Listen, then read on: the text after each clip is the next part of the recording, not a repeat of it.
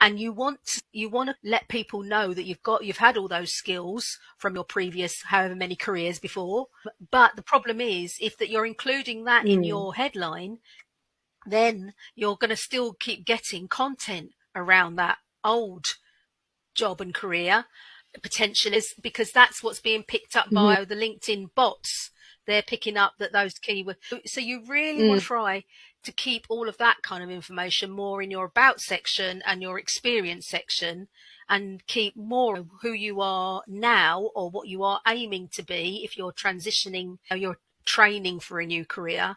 Keep that in your headline, so that because I get a lot, especially as me as an ex-teacher, I get a lot of teachers saying to me, "Oh, I don't want to see education content, even though I want to tell people I used to be a teacher." Just keep that out of the headline. Then the reason I've got it in is because I deliver training.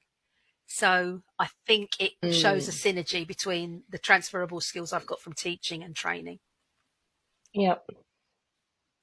So as a side question, I sometimes see, say, I think for mine, I have a little bit of combination of a keyword type thing or things I want to be known for, as well as, one line of how I help people.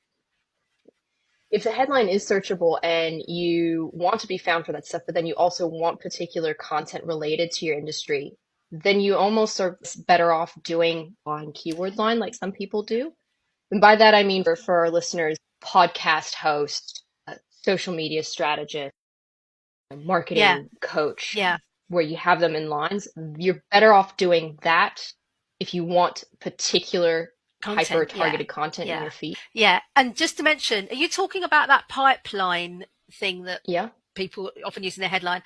I don't know if I'm going to mention this, Clem, just because the way that I was trained, that apparently, because of I'm not very computer savvy, technologically savvy, but when some readers, they read that pipeline, when they read that pipeline, they read it as a letter.